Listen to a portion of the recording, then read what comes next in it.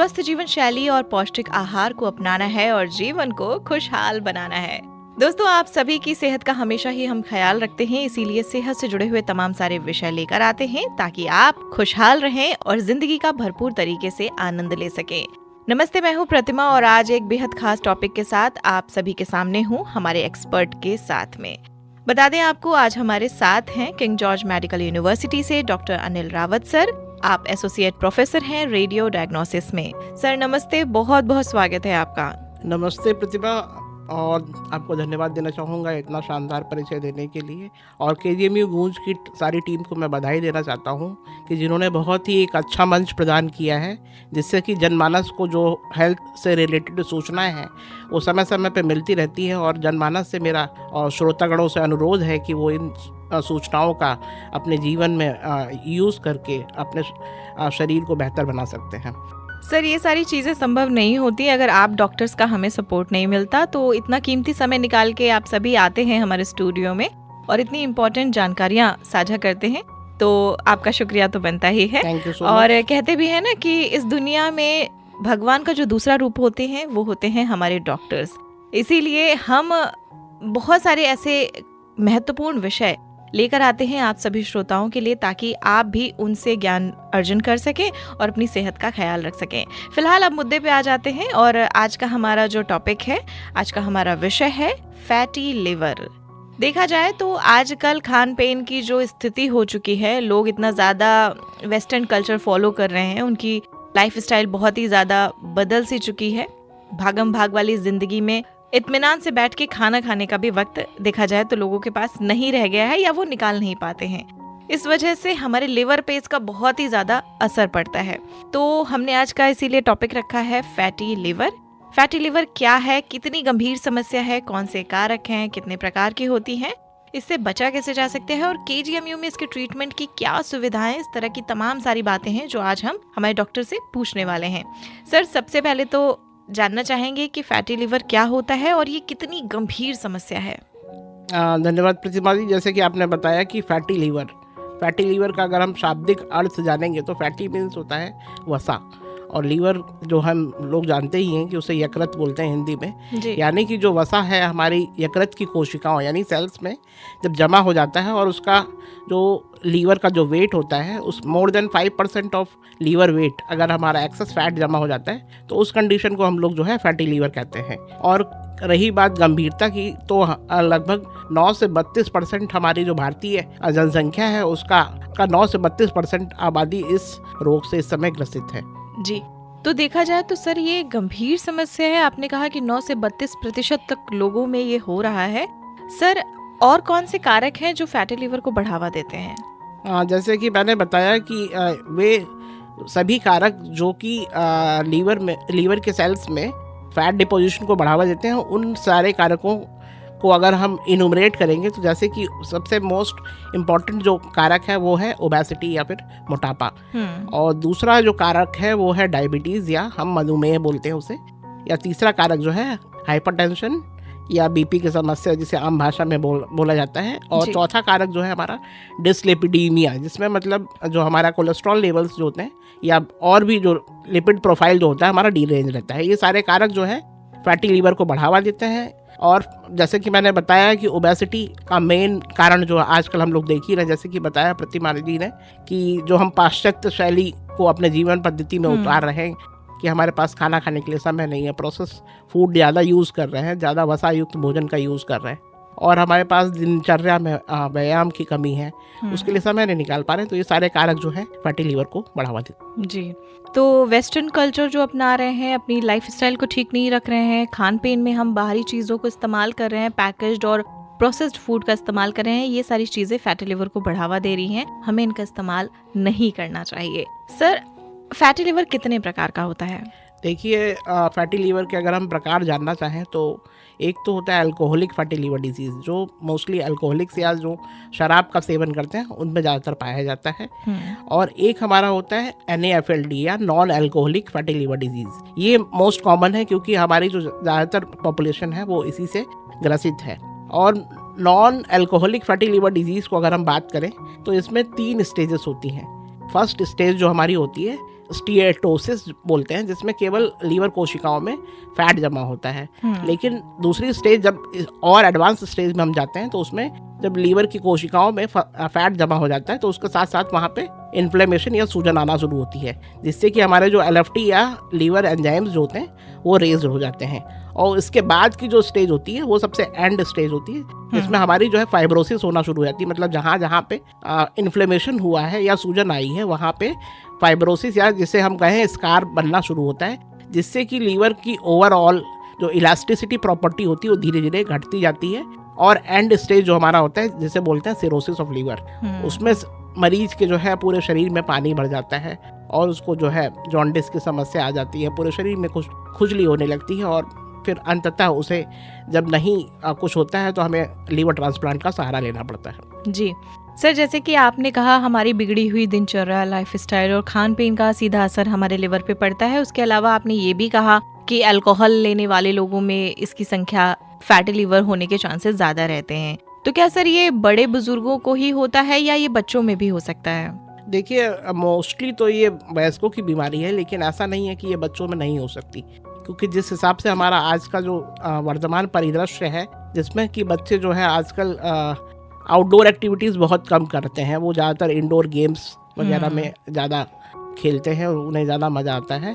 तो इस तरह की आउटडोर एक्टिविटीज़ कम होने की वजह से और साथ साथ में फास्ट फूड कल्चर जो आजकल जितने भी एड्स वगैरह इतने प्रमोशन कर रहे हैं कि उनसे फास्ट फूड कल्चर को बढ़ावा मिल रहा है, तो उससे क्या है कि उनको जो पौष्टिक आहार है उसकी पूर्ति नहीं हो पाती है और साथ साथ में वो व्यायाम भी प्रॉपर नहीं कर पा रहे हैं, तो उनसे उनका जो कैलोरी बर्न है वो नहीं प्रॉपर हो पा रहा है। तो इस वजह से उनमें जब मोटापा बढ़ेगा, तो जैसे मैंने बताया कि मोटापा एक बहुत बड़ा कारक है फैटी लीवर के लिए, तो वो भी फिर बच्चे भी उस समस्या से ग्रसित होने लगते हैं। जी, इसीलिए बहुत ज़रूरी है कि भाई अपनी लाइफस्टाइल और अपने खान पीन पे पूरा नियंत्रण रखा जाए। सर, इस बीमारी का पता कैसे चलता है? किसी व्यक्ति को अगर फैटी लिवर की प्रॉब्लम हो रही है तो वो उसके कौन से लक्षण होते हैं जिसकी वजह से वो जान सकते हैं कि उन्हें फैटी लिवर की समस्या हो रही है? देखिए, फैटी लिवर के जो शुरुआती लक्षण होते हैं बहुत नॉन स्पेसिफिक, मतलब कोई ऐसे ज़्यादा सिम्टम्स शुरुआती स्टेज में नहीं आते हैं, जैसे कि उसको अपच की समस्या हो गई, गैस की समस्या, ये सब जो आती है। अगर वो व्यक्ति इसके बाद में ज़्यादा समस्या आने के बाद में अगर अल्ट्रासाउंड करता है तो सबसे पहले हमें जो पता चलता है फैटी लीवर का, वो अल्ट्रासाउंड कराने पे ही पता चलता है। और इसके पता लगाने के लिए फिर उसके बाद में हम जो है लीवर फंक्शन टेस्ट कराते हैं, ब्लड टेस्ट होता है, और उसके बाद में एडवांस स्टेज जो है उसको पता लगाने के लिए हमारे पास इलास्टोग्राफी होती है, जिसको बोलते हैं फाइब्रोस्कैन। तो इन सारे इन्वेस्टिगेशन से जो है हमें फैटी लीवर के डिफरेंट स्टेजेस के बारे में पता चलता है। जी, तो सर आपने कहा कि कोई भी अगर फैटी लिवर या किसी भी तरह की कोई समस्या है किसी व्यक्ति को, तो वो अल्ट्रासाउंड में ही पता चलेगा। और अल्ट्रासाउंड कराने का एक लाभ और भी मिलेगा कि अगर फैटी लिवर की प्रॉब्लम है तो वो भी डायग्नोस हो जाएगी, या इसके अलावा और कोई दिक्कत है तो वो भी डायग्नोस हो जाएगी। इसीलिए कोई भी शरीर में दिक्कत होती है या कोई भी शरीर में बदलाव आपको दिखते हैं तो आपको खुद से ट्रीटमेंट उसका नहीं लेना है, एक बार अपने डॉक्टर से कंसल्ट जरूर करना है। सर, बीमारी का पता लगने के बाद व्यक्ति को क्या करना चाहिए? अगर किसी व्यक्ति के रिपोर्ट में फैटी लिवर की प्रॉब्लम आ गई है तब क्या करना चाहिए? जैसे प्रतिभा आपने बताया कि अब जैसे पेशेंट को डायग्नोस हो गया है कि उसको फैटी लीवर है, तो उसके बाद में उसको क्या करना है कि उसको गैस्ट्रोमेडिसिन ओपीडी या गैस्ट्रोमेडिसिन की ओपीडी में जाना है, या अगर वहाँ पे उपलब्ध नहीं है गैस्ट्रोमेडिसिन का कंसल्टेंट तो जनरल प्रैक्टिशनर को भी आप दिखा सकते हैं, उससे प्रॉपर कंसल्टेशन लेना है और जो रिक्वायर्ड टेस्ट उन्होंने लिखे हैं उन सभी टेस्टों को प्रॉपर टाइम पे करा के उनकी रिपोर्ट जो है डॉक्टर साहब को दिखानी है, ताकि उसे हम अर्ली स्टेज में पहचान सके और उससे होने वाले कॉम्प्लिकेशंस को समय पे रोका जा सके। जी सर, इस बीमारी का इलाज कैसे होता है और हमारे KGMU में मरीजों के लिए क्या व्यवस्थाएं हैं, थोड़ा इनके बारे में बताएं। देखिए, इस बीमारी का अगर मैं कहूँ सीधे शब्दों में कहूँ तो ऐसा कोई इसका इलाज अभी तक नहीं है, क्योंकि बहुत सारी दवाएं इसके लिए ट्रायल चल रहा है, लेकिन अभी भी कोई भी ऐसे रिकमेंडेड दवा नहीं है कि जो फैटी लीवर को पूर्णतः सही कर सके। तो हम जब हमारे पास कोई ट्रीटमेंट नहीं है तो हम उसके कारकों को घटाने का प्रयत्न करते हैं। उन कारकों को घटाने के लिए हम क्या करेंगे कि अपना जो लाइफ स्टाइल है उसको मॉडिफाई करेंगे, ताकि हमारे जो दैनिक दिनचर्या है उसमें व्यायाम को हम प्रॉपर तरीके से शामिल करें और डाइटरी हैबिट्स जो हमारी हैं उनको चेंज करेंगे। जो दैनिक खान पान की जो हमारी शैली है उसमें बदलाव लाएंगे, ताकि जो है हम अधिक वसायुक्त भोजन या प्रोसेस्ड फूड जो है फास्ट फूड वगैरह हैं उन सबको हम मिनिमाइज़ कर सकें और धीरे धीरे करके उसको अपने आहार से हटा देंगे। और इसी तरीके से जैसे मैंने बताया कि एक्सरसाइज एक बहुत बड़ा जो है ज़रूरी पार्ट है दैनिक दिनचर्या का, और हमें अपने वज़न को एक लिमिट में रखना पड़ेगा और रिड्यूस करना पड़ेगा कि अगर जो पेशेंट है वो ओबीज है या फैटी है तो उसे लगभग अपना 7 से 8% बॉडी वेट तो घटाना ही पड़ेगा, तभी जाके उसके फैटी लीवर जो है उसमें उनके सिम्टम्स में कमी आएगी। जी। और सर मैंने एक क्वेश्चन और पूछा था आपसे कि केजीएमयू में जो मरीज आना चाहते हैं जो फैटी लिवर की प्रॉब्लम से ग्रसित हैं, तो उनके लिए क्या व्यवस्थाएं हैं?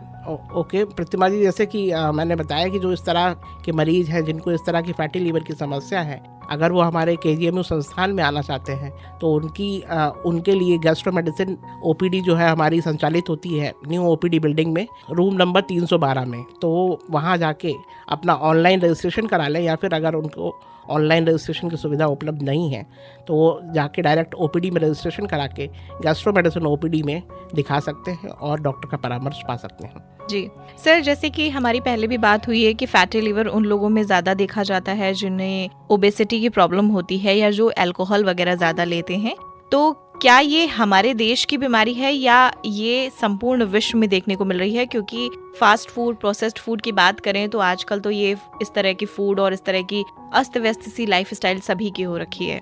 देखिए प्रतिमा जी, मैं पहले बताना चाहूँगा कि एक बहुत ही कॉमन मिथ है कि ये केवल मोटे लोगों की बीमारी है।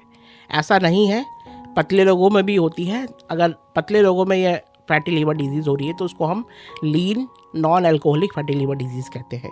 और जैसे कि आपने पूछा है कि ये पश्चिमी देशों की बीमारी है, तो धीरे धीरे आप सभी देख रहे होंगे कि पाश्चात्य देशों की संस्कृति जो है हमारे देश में भी लोग कॉपी कर रहे हैं, उनके खान पान को कॉपी कर रहे हैं, लेकिन हम ये भूल जाते हैं कि वहाँ की जलवायु अलग है और हमारी यहाँ देश की जलवायु अलग है।